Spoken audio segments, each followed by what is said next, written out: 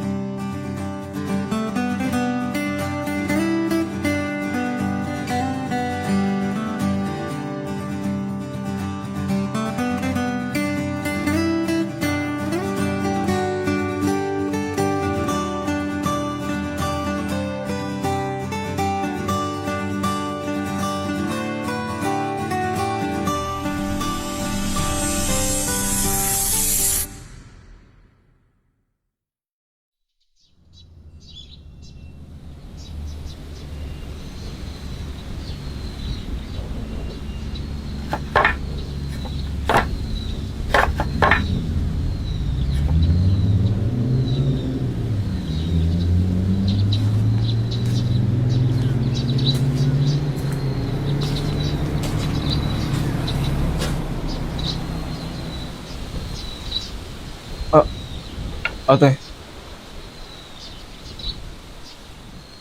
Ano na naman ba, Warren? Tigil-tigilan mo ako sa pag-iinarte mo dyan, ha? ano kasi ngayong Biyernes may competition.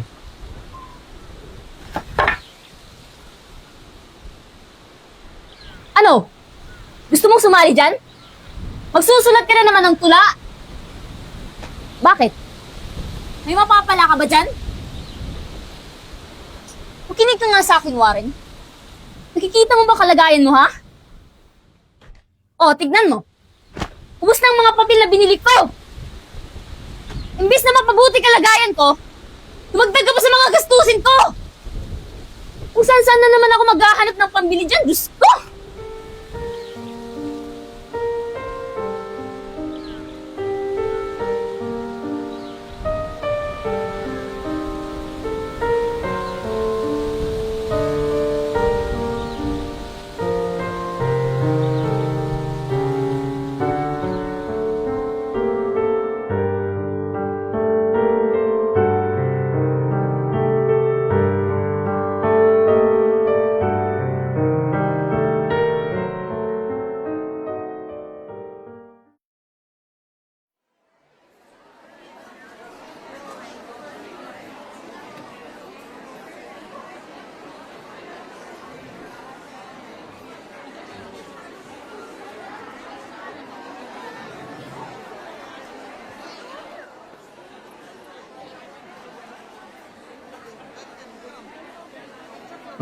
Ma'am?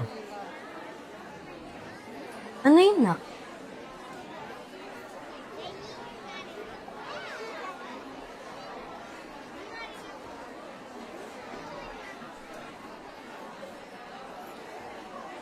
Gusto mong sumali? Oh. Opo. Sige, nak. Akong bahala sa'yo.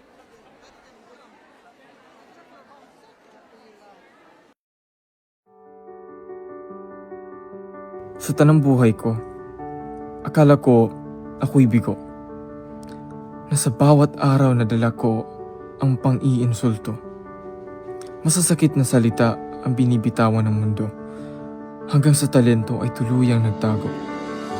Baliw ang tawag sa mga katulad ko. Abno ang kadalasang naging pangalan ko. At sa poster, nakilala ang sarili ko. Pinapatunayang matatag sa kabila ng gulo. Pero mas masakit pa sa lahat, ang pagdududa ng isang mahal. Si ate ang unang natakot, unang nag-alinlangan, at sa katahimikan, puso ko ay mas lalong nasaktan. Ate?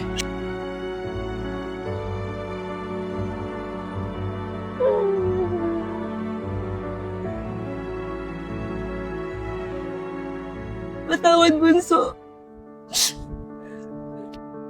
Patawad kung hindi ako naniwala sa kakayahan mo. na hindi kita sinuportahan sa mga pangarap mo. Kaya, babawi si ate.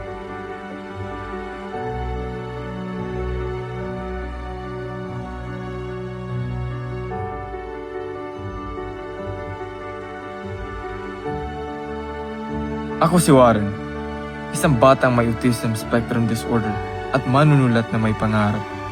Hindi ko kailangan ng boses upang maging sandata laban sa daang-daang pangungutya at pagdududa. Hindi ko man naiuwi ang unang parangal, nabawi ko naman ang tiwala ni ate. Dahil ang kakayahan ay umuusbong kapag may tiwala at may naniniwala.